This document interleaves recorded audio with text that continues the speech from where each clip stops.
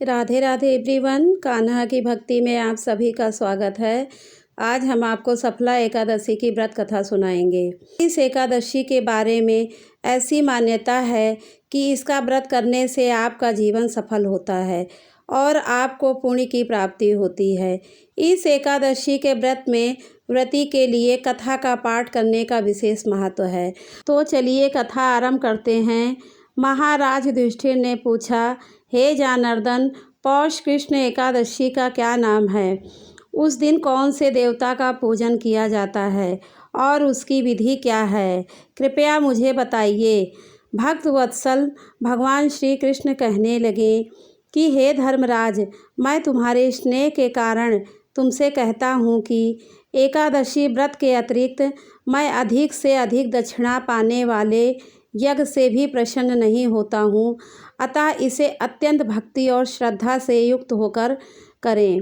हे राजन, द्वादशी युक्त पौष कृष्ण एकादशी का महात्म्य तुम एकाग्रचित होकर सुनो। इस एकादशी का नाम सफला एकादशी है। इस एकादशी के देवता श्री नारायण हैं। विधि पूर्वक इस व्रत को करना चाहिए। जिस प्रकार नागों में शेष नाग, पक्षियों में गरुड़, ग्रहों में चंद्रमा, यज्ञों में अश्वमेघ और देवताओं में भगवान विष्णु श्रेष्ठ हैं, उसी तरह सब व्रतों में एकादशी का व्रत श्रेष्ठ है। जो मनुष्य सदैव एकादशी का व्रत करते हैं वे मुझे परम प्रिय हैं। अब इस व्रत की विधि कहता हूँ। मेरी पूजा के लिए ऋतु के अनुकूल फल, नारियल, नींबू, नैवेद्य आदि 16 वस्तुओं का संग्रह करें। इस सामग्री से मेरी पूजा करने के बाद रात्रि में जागरण करें। इस एकादशी के व्रत के समान यज्ञ, तीर्थ, दान, तप तथा और कोई दूसरा व्रत नहीं है। 5000 वर्ष तप करने से जो फल मिलता है उससे भी अधिक सफला एकादशी का व्रत करने से मिलता है। हे राजन, अब आप इस एकादशी की कथा सुनिए। चंपावती नगरी में एक महिष्मान नाम का राजा राज्य करता था। उसके 4 पुत्र थे।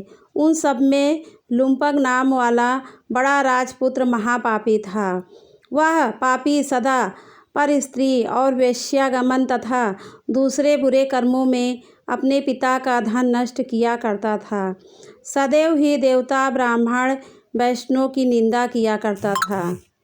जब राजा को अपने बड़े पुत्र के ऐसे कुकर्मों का पता चला तो उन्होंने उसे अपने राज्य से निकाल दिया। तब वह विचरने लगा, कहाँ जाऊँ, क्या करूँ। अंत में उसने चोरी करने का निश्चय किया। दिन में वह वन में रहता और रात्रि में अपने पिता की नगरी में चोरी करता तथा प्रजा को तंग करने और उन्हें मारने का कुकर्म करता।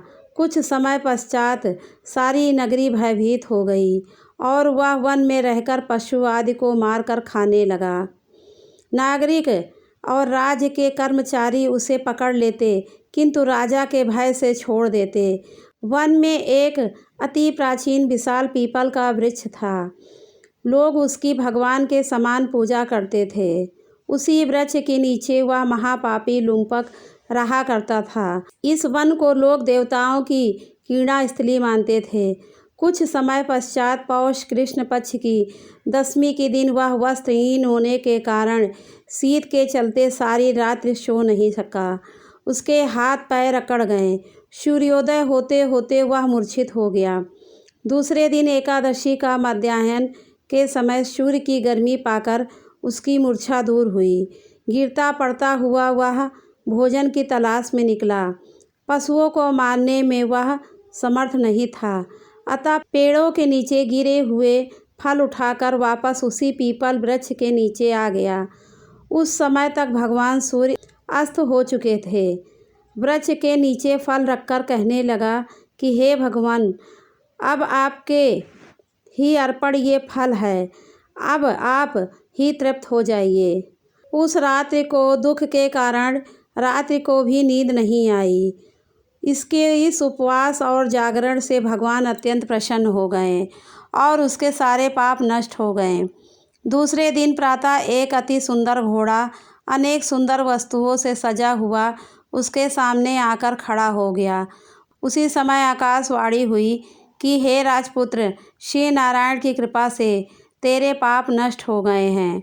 अब तू अपने पिता के पास जाकर राज्य प्राप्त कर।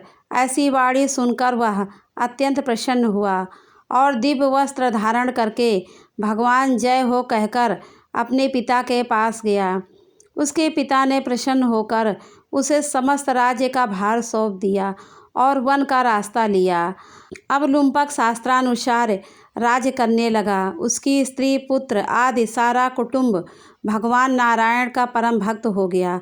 वृद्ध होने पर वह भी अपने पुत्रों को राज्य का भार सौंपकर वन में तपस्या करने चला गया और अंत समय में वैकुंठ को प्राप्त हुआ।